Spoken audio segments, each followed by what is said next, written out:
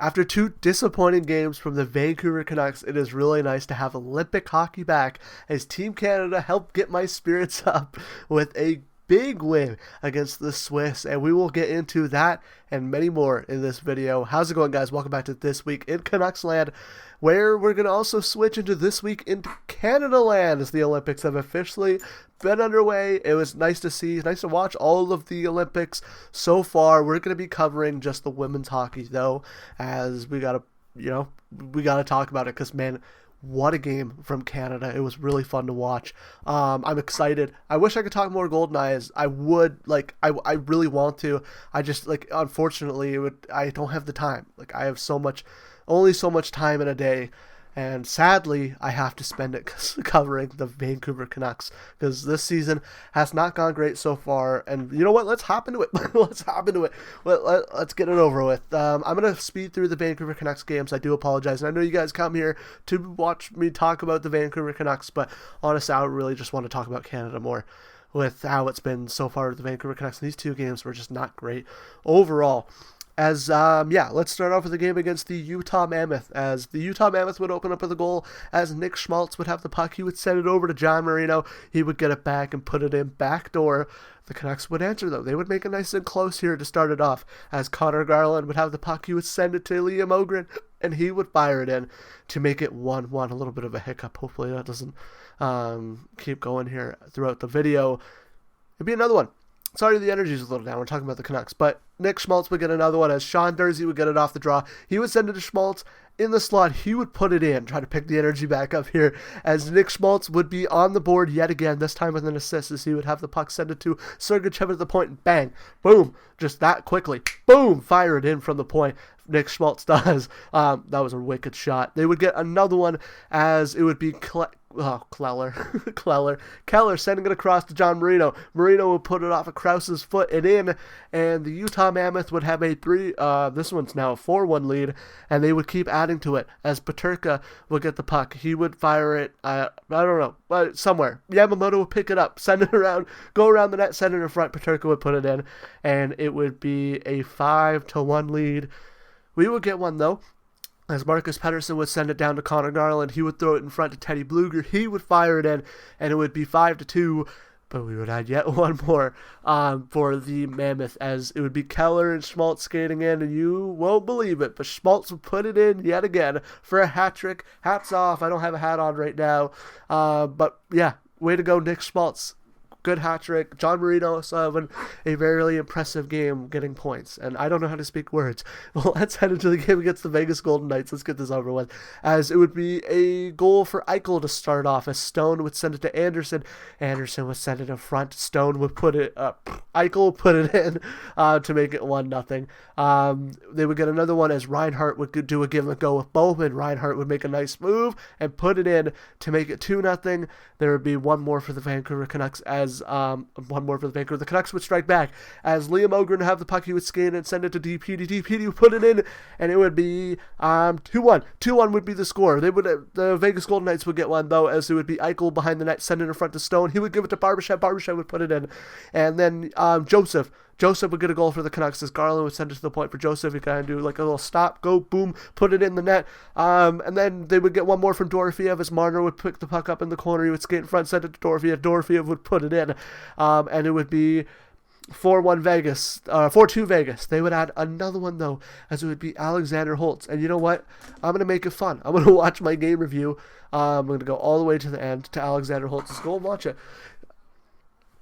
There we go. Okay, we got it, because I forgot it. Keegan Kolesar would have the puck. He would skate all the way behind the net. He would throw it in front. It would pop out to Alexander Holtz, and he would put it in to make it 5-2, and that's what the Vegas Golden Knights would win by. So a loss of 6-2 and a loss of 5-2. The Vancouver Canucks just didn't have that much compete this week.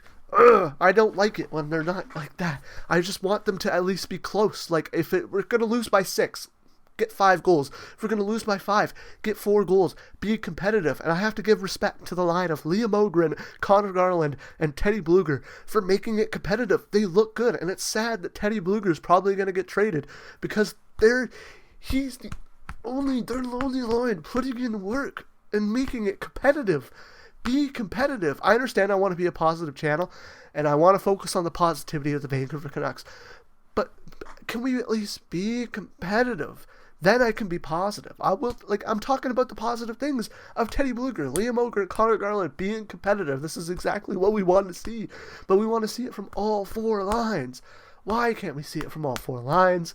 That's all I want to see. Some cohesion, some effort. Everyone putting it in and day out. Even if we lose, can we at least try? And it doesn't seem like the coaching staff is instilling it in the players. Hold them accountable.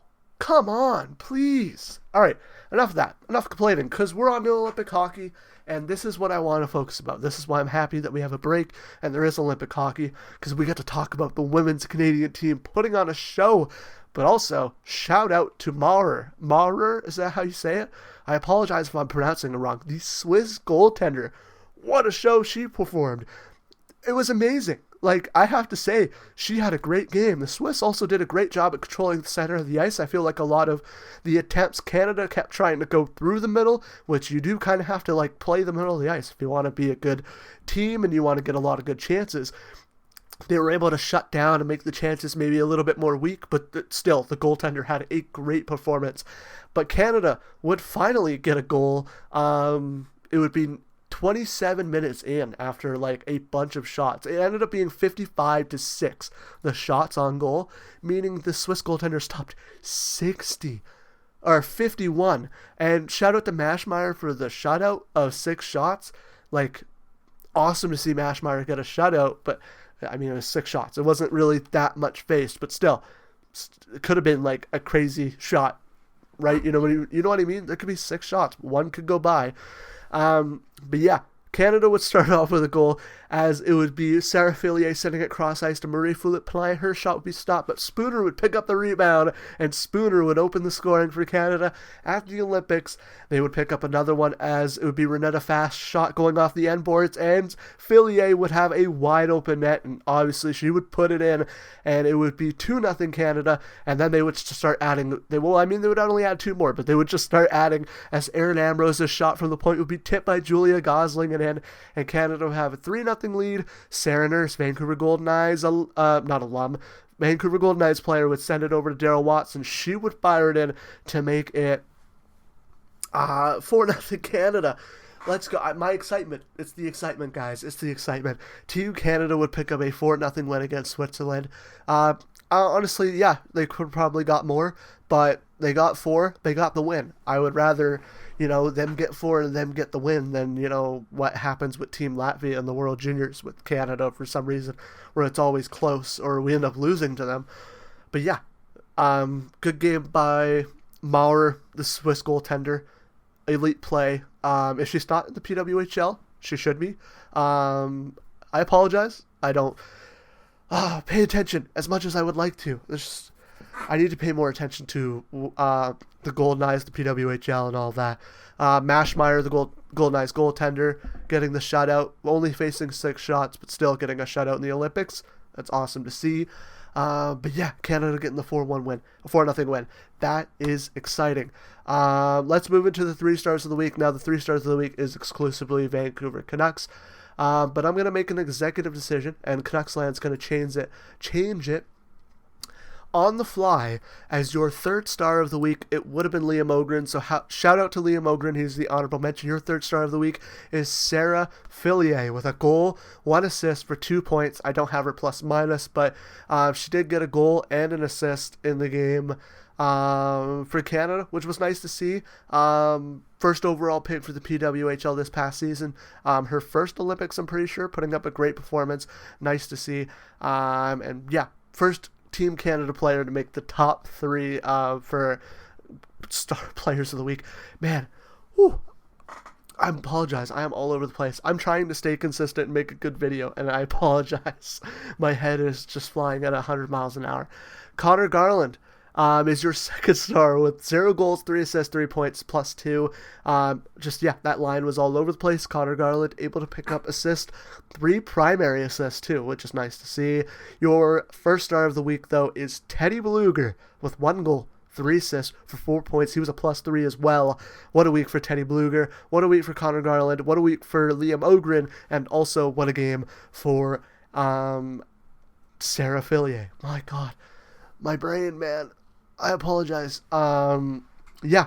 That is about it for that is it for the 3 stars of the week. News of the week. The Gavin McKenna situation was big news, kind of Canucks related. I covered that in the podcast. The card is up somewhere on the top of the screen there. You go check that out if you want to hear my just kind of going over the situation. I don't really want to give an opinion because we don't know a lot of information. Once I see, now there could be some stuff that has been released since then that I haven't seen. I haven't really seen much, so I'll try to do some digging and see if I can, see what there is, just because for my knowledge, I want to know.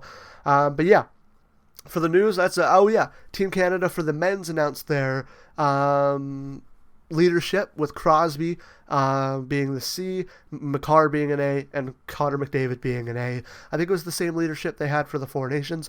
Yeah, if it ain't broke, don't fix it. Keep going with it. I just wish that you could have one more A so you can give it to Nathan McKinnon. That would have been nice to see, but that is really it for the news. All right, moving into the next week's schedule. I had to redo this part because I am completely forgetting, because it's weird looking at this schedule compared to the schedule I've been looking at on ESPN for the Vancouver Canucks. But your first game up will be the women's game that already happened today on Monday. It happened at 12:10. This is probably going to be uploaded. You'll be watching this around 3 o'clock on the Monday. They played Czechia. So, yeah. They hopefully won. The next game for next week in CanucksLand will be the women's versus the United States, which will be on Tuesday the 10th at 11:10 a.m. Pacific Standard Time. And then the next 2 games that we'll be covering will be at 5:30 a.m. against Team Finland for the women's, and then 7:40 a.m. against Team Czechia for the men's. They'll be opening their tournament on Thursday. Friday, there's no games. Friday, there is games. Friday, we have Team Switzerland for Canada. They will be playing their second game of the tournament. And then they play one more game before Sunday. No, that is it for next week in CanucksLand. So yeah, that is it for this one. Thank you guys for enjoying. If you're a Canucks fan or you're Canadian, make sure to hit that subscribe button. I set a goal to try and hit 500 subscribers by the end of this NHL regular season. So yeah. If you enjoy this content, hit that subscribe button. I appreciate it a lot. The video on your right is the video from Friday. The video on your left is the video from Wednesday. Subscribe right down under there. And I'll see you guys in the next one. Bye.